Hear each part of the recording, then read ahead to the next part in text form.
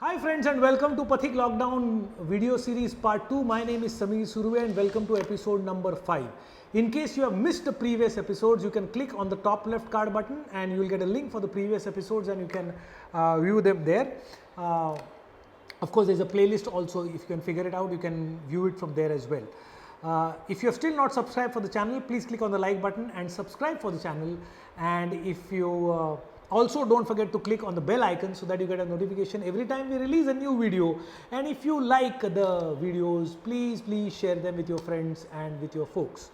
So let's jump in and dive into today's topic. It says, what if I fall behind in the race of life? How do I face competition? Competition is a necessary evil in life. That's what we all understand.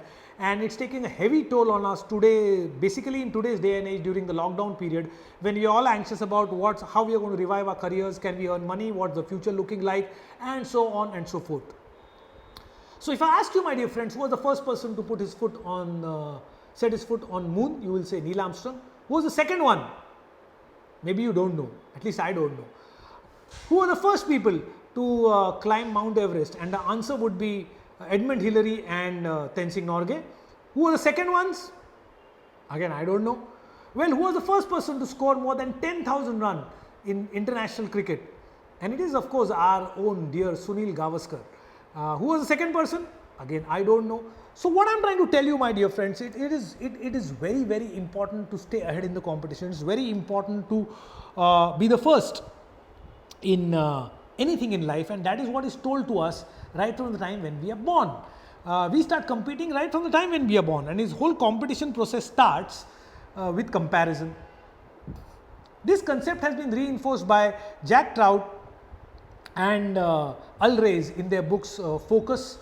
They have written very many books on marketing called Focus. They have written positioning, and there was a concept popularized called the first mover's advantage, and we were told that we should always be the first to enter the market because you capture the maximum market share, you become a brand, you earn a lot of money.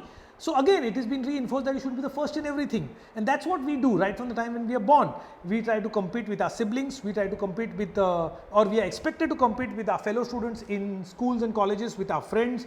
We are supposed to compete with our colleagues to get a promotion. We are supposed to compete with our rivals, so-called rivals in business, to get the maximum market share. So everywhere we are supposed to compete, and it starts with comparison.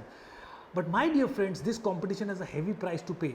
Along with comparison comes competition. Along with competition comes tremendous amount of stress and insecurity. And in case you are ahead in the race of competition, then of course you feel very powerful. What I am trying to tell you, my dear friends, is when we get into this race of competition, we are not doing any good to anybody other than our own ego. We only cater to our ego and nobody else. So competition is an alien concept. It is an unnecessary concept, is what we feel in life, and we call it a necessary evil. We say it's an unnecessary evil. You may justify at most and say that competition is good only in the arena of sports, because that's where you know the starting point and all have a common ending point, and at least similar people compete. So we have age categories, we have weight categories, so at least we are comparing with somebody who is similar to you. But other than that, in any other field, competition is no good. But nowadays we are having evidences to say that competition is not good even in sports. I mean, the person who we call as the god of cricket, Sachin Tendulkar himself, has given a statement that 15 years during the peak of his career, he did not sleep at night at all. One night he did not sleep. For 15 years he used to stay awake. If there was an important match, he had to play the next day because of anxiety. Virat Kohli has given the same statement, saying that he is also battling with depression and anxiety at times because at times the pressure is too much to take. And a very recent example is of the French tennis player Naomi Osaka, who withdrew her name from the French Open because she could not handle the pressure during the press conference with the French press. And there are many sports celebrities who are supporting her and telling her, let her live life according to her own pace. So competition is not a necessary evil. It is not good for anybody, and it has been proven beyond any doubt. So to get out of this, my dear friends, what we need to do is we need to change the paradigm. But before that, let me prove to you that competition is not necessary. So here's a case. If I ask you, who are the first people who invented the barcodes? The first. And let me give you the clue. It was in 1948. And I can bet and tell you none of you know the answer. The answer is Bernard Silver and Norman Woodland. and they were not successful because barcodes were not used successfully in the world since 1948. So when did they come in use? They came in use good 25 years later. Okay, so any competitor had good 25 years to get ahead of them, to learn from their mistakes, and it was done by IBM in 1973. So if you have 25 years of time lag, why should we in a hurry to be the first? Well, the second example is of cars. We all know that the first car maker in the world was Ford. Henry Ford earned a lot of money by making the first car, and the only competition he had was the horse car. But that is not true, my dear friends. Henry Ford started making mass production of cars in 1897. But good 11 years before that, the first patented car in the world was made by Carl Benz, the founder of Mercedes-Benz. Now both of them were successful. Mercedes is still one of the finest cars in the world, and Ford cars are also good. I use both, so I can vouch for both of them. But Henry Ford had 11 good years after the first car was made to improvise and to make his car. So if you have so much of time lag, why should you be in a hurry to compete and be the first in the market? First mover advantage is a myth. You need not be first. There are so many people who have not stood first in their class, who have not been in the merit list, and still they have become successful commercially and otherwise. Take the great example of Steve Jobs. So Steve Jobs was a high school dropout, so he didn't have much of education, so he was not ahead in the race in education as well. And Apple was not ahead in the race anywhere. Apple did not invent the touch screens. It was invented by somebody else and used by somebody else. IBM and Nokia used it first, but Apple was able to commercially exploit it first.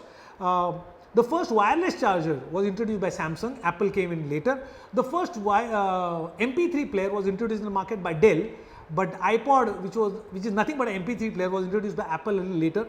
So what did Apple do? They waited for others to get in first. They learned from their mistakes. When all the resources and will and energy of the competitor was exhausted, by learning from their mistakes, Apple slowly and at their own pace introduced the products and became hugely successful. So instead of getting into a race, set your own pace. Is that possible? Absolutely possible. I'll give you a wonderful example. Now let me clarify how the world is not a competition and how the actual world functions. So take the example of a typical traffic scenario you have on the highway every day. So the use of the highway is exactly how the world functions, my dear friends. There is no race. You can enter the highway anytime you want. So it's free for all. You can exit the highway anytime you want, and you need not drive at a particular pace. So it's no race. A highway is a good example. The functioning of highway is a good example of how the actual world functions.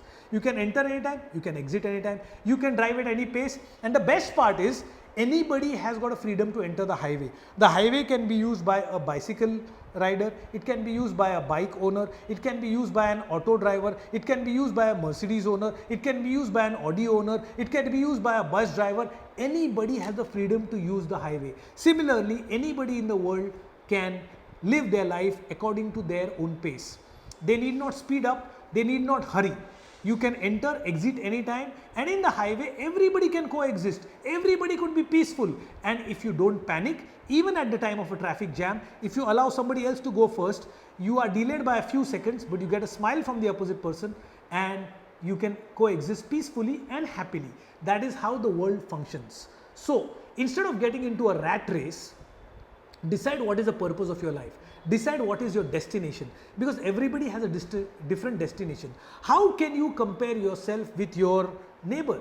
He has different goals, you have different goals. So why should you compete with him? Maybe your age is similar, but your education is different, his education is different, your family is different, your family, his thinking is different, your thinking is different. So set your purpose in life and head towards that. Learn from others' mistakes, learn from others' successes, and focus to get excellence towards achieving your purpose in life. And please do not compare yourself with anybody else. Once you do that, you can set the pace of your own life and you need not get into a rat race, because it is very well said that if you get into a rat race, even if you win, you are still a rat, and to qualify to be in the race, you have to first become a rat. Why become a rat? Maintain your individuality and preserve your uniqueness. I'll give you a wonderful example. So in the country of Cambodia, there was a huge problem of anemia and people had iron deficiency. The people were reluctant to take iron supplements, and instead of directing them towards a huge pharma market to make commercial profits. By the way, the pharma market by 2027, just the iron deficiency market is predicted to reach somewhere around $8,000 million. But Christopher Charles, who solved this problem, instead of directing the people and forcibly coercing them to take the iron supplements, he came out with a unique solution and a very effective and a cheaper solution. He did some research and found out that in the culture of Cambodia, people used to love fish. They used to do fishing for their earning. Even their currency in Cambodia is called as rail, which is named after a fish. So he made an iron fish, an iron piece cast in the shape of a fish, which is called a lucky iron fish, and he sold it to every family in Cambodia at a very reasonable rate. And he told while cooking, you boil water and put this iron fish in the boiled water and squeeze some lemon into it, so that the iron from the iron fish gets soaked into the water, and use that water to cook your meals. By that you get your iron, and you take care of the deficiency. One piece of iron, lucky iron fish, was able to cater to the iron deficiency of one family for 5 long years. So it was an effective and a cheap solution. And well, Christopher Charles did get recognition, he did earn money, and he did contribute to the lives of people. So it is not necessary to get into a rat race to become successful, to get recognition and to become rich. Instead of focusing on becoming successful, focus on contribution, focus on adding value to your life and making your life more meaningful. By that you will cherish your uniqueness, and that is the most precious gift nature has given you, God has given you. Cherish that, use that, and live life on your own terms. So that's it for today's episode. See you again in the next episode. Take care and bye-bye.